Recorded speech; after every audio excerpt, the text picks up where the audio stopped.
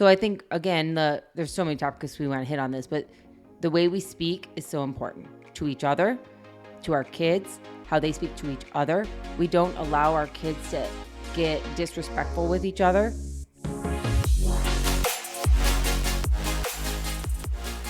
Hello, everyone. We are Greg and Jackie Francis, and welcome to High Performance Parenting, where our passionate goal is to encourage you to raise champion children in a crazy world. Every week, we will bring you multiple episodes from our extensive experience of raising our six happy, healthy, successful, godly kids who are confidently equipped to win big in life. We deeply believe that any parent who is provided with the right knowledge and continual support can raise amazing kids. And when they do, all of our futures get better. If raising up future generations of absolute champions matters to you as much as it does to us, here's how you can contribute.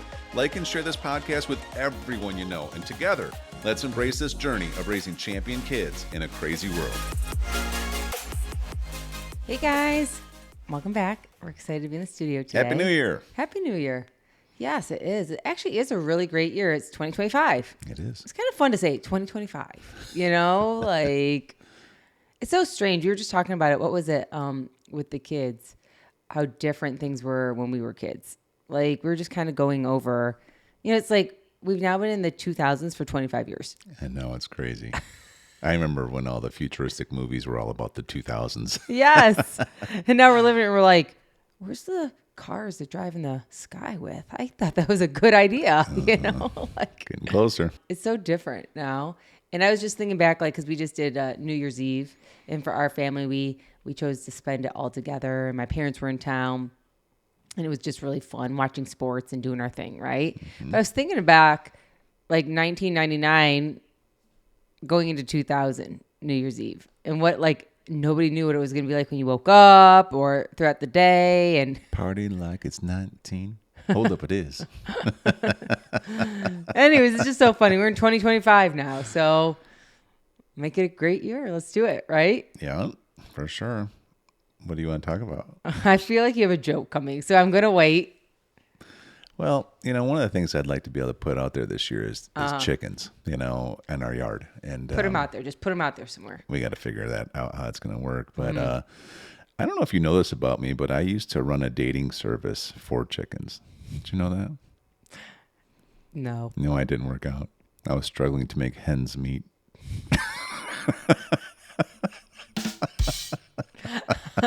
On a different note, before you get to... What are you... Was that good? It needed that too? That was a good one. Okay, on a different note, I think maybe I'll put it out on our Instagram at some point. We actually did have chickens when we lived in Wisconsin. Mm-hmm. We had, what was it, like 10 of them, right? And one ended up, we got them as babies. They told us they were all girl chickens. One clearly ended up being a rooster. And which you denied for months. True. Right? Well, I just, why would somebody do that to us, right? Like, shocking. You just wouldn't believe it. And this thing is doing its cockle-doodle-doo thing How like does that multiple go? How did he times do it? a day. And me and Drews are like, Mom, it's for real a rooster, right? It's not a confused chicken. It's a rooster. Well, okay. In today's and you're world, like, there's a lot of confusion. no. You even got the other kids on board. No. Power of influence. And I think it was an Australian rooster because the thing never did it at sunrise. It always did it like 6 p.m. Okay. Well, I got to send out the video of when we decided to actually grab it out of the chicken coop, because actually this mean rooster was beating on and hurting the hens. Yeah. Like, and we weren't getting as many eggs. He was a bully. Yeah. And so we decided, let's donate him to another farm. Let's like give him to another farm, because this is not working. We just had a small chicken coop area and stuff. So I will tell you, my brave son grabbed that rooster, and we had to put him in a cage so that Greg and Drews could take him down to the farm. But the video is so hilarious. Like, it is so funny. Drews is young. I mean, this was like... It's a few years ago. I mean, he was like 10. Yeah. You know, he's like 13 now. So that was like 3 years ago, 4 years ago. And I'm going to get that video out. I'm going to post it on our Instagram. Go to our Instagram, and I'll have it up there. Because this brave boy grabbed that nasty rooster and shoved him in the crate. It happened so fast. Greg didn't even know it was happening. Wait till you see Greg. He's like, whoa, we're doing this. He did kind of surprise me how he went after that rooster. Like, Because he was a mean rooster. Oh, I yeah. mean, he was like, He's big. yeah. And Juice grabs him, and Greg goes, okay. Like that. We should watch that video. That's Okay, great. so I think I'll post that. That'll be a good one. So if you're watching this episode, look for it. We'll put it up on our Instagram of the time when brave Druce at like 10 years old grabbed it. And the best part is Greg's just like so proud of him that he's just shocked. He's not sure what's happening. And so it was great. We'll do that. Yeah. So thanks for bringing up that joke, hon. Yeah, that was a good one. Yeah, that was good. All right. So today, why don't we talk about, we were talking about this the other night when we were just spending some time in our piano room and just about trying to help educate families about how they can train their kids practical ways to actually show appreciation, right? Yeah. Because I think, again, this is something that we've really learned in parenting is that if you just hope something works out, that's not a good strategy, right? You have to it's like, oh, I wish my kids were more appreciative. Okay, right. Well, but what kind of training are you doing? How are you teaching them what appreciation actually tangibly looks like, right? And so, do you want to just kind of bullet point this out and just kind of throw out examples of things that we've taught our kids that they actually now do, which makes them very appreciative, and it makes them also so well liked everywhere they go because they're a blessing. Well, again, I think it starts at the beginning with communication. We need to communicate with our kids and help our kids learn these things. They're not just going to pick them up on their own. They're not going to read a book that teaches about it. There's no real, educational place to go to learn about this. It starts with mom and dad. Yep. And so I think some of it is, number one, mom and dad showing appreciation for each other. The more moms and dads show appreciation, respect, honor to each other, the kids will pick it up. They will. What are some examples of that? Well, I think a couple things, the way we speak to each other. You and I work really hard to make sure that we are being respectful to each other, and hey, hun, do you mind going and doing this? Or please do this? Or would you help me with this? Instead of demanding or rude or anything like that, it's more of a level of not rolling the eyes, not doing things like that. If you're in a little bit of a tiss, stuff like that. Yeah, right? Or if one of us are just in a bad mood. Like we're just in a bad mood for whatever reason, multiple things going on, instead of taking it out on each other. Not that we're perfect, that's not the point. But the point is that we work really hard to be like, hey, can you help me with this, please? Or our tone matters, So with that being said, that goes for our kids too. I know for our kids, I try to talk to our kids in a respectful, loving way. Yes, as a parent, sometimes you're like, hey, I need you to go do this. But then you can always add please at the end. Mm-hmm. Hey, I need you to please take out the trash. Hey, can somebody please help me in the kitchen? I don't think, demanding things from your kids is showing a level of honor and respect. When you need help in the garage, it's like, hey, Druce, boy time, need some help out here. And it's the tone you're saying, like, I need your help out here. But it's not, hey, put your coat on, get out here now. It's like we're always trying to do a level of communicating well to our children so that we're going to receive that from our children. Mm-hmm. So when they want something from us, they can say, please, thank you. Now, we teach just like every parents do at the very beginning, please and thank you. Like that's the standard. But how do you use it every single day is so important. And not just when you want something for yourself. Yeah, it's like we're willing to practice it. So therefore we set the standard and then we can expect it. Correct. It's really hard if, in any kind of way, if you're like, hey, kids don't do this, but you're doing it. Mm-hmm. Correct. Yep. Do as I say, not as I do kind of mentality. It never works. And so it has to start with us. It has to start just what you're saying. I feel like it's always just an investment. We just created this atmosphere that this is just how it goes, and so you don't get to not do it this way because this is how it works. And I think too, when their tone is off is correction. I know with the girls, especially because I'm with them the most. I would say, when their tones are off track a little bit, whether it's with me or whether it's with their sibling, or even you've heard it when the kids are off track saying something to you or me, correcting that and reminding them. I know when the girls get a little snippy, even with each other, I'm like, I stop them and I'm like, hey, Chrissy, how you said that wasn't really respectful and kind to your sister. Can I repeat how you just said that? Mm-hmm. And then I kind of say it back to her. I'm like, how did that make you feel? And you might think, you take the time to do all this? Yes. Yeah. Every single day. Yeah. And to your point, correcting it in the moment. Correct. With honor. Because, it'd be really easy to do. You're a parent, you're busy, you've been Yes. working, you got other stuff on your brain.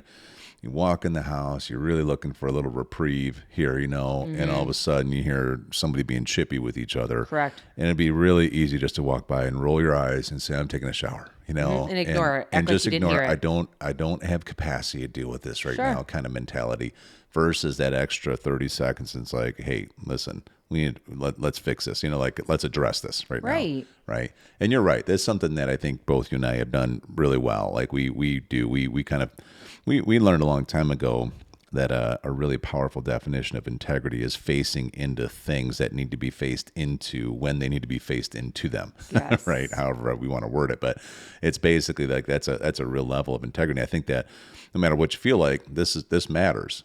Yeah, and I think those little moments like that are teaching moments, right? And you just gave a perfect example how like sometimes we want to take a break ourselves. We don't always feel like parenting, and some days That's so true. in some days, like I feel like I'm mommying hard. At the end of the day, I'm like, I am mommying hard today, man. I have had every talk with every kid about everything. It seems like today, Yep. And I do. I go to bed some days, or even just the end of the night, and the questions still haven't stopped. Like I've been mommying since 9 a.m.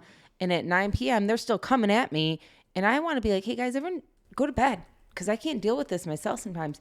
But that's when I feel like the best lessons come out. You know what I mean? Is when you are able to say to your kids, I've kind of been having conversations all day, but here, let's have one more because it matters. That's right. And it's so what we talk about being intentional. Like, so when we're talking about this topic in general about, really appreciation and showing it, it's intentional. It's everyday intentional. So I think, again, there's so many topics we want to hit on this, but the way we speak is so important to each other, to our kids, how they speak to each other. We don't allow our kids to get disrespectful with each other. We don't allow them to just, whatever they hear at like their school sporting event or whatever, bring that home and think they can talk to their friends and their kids.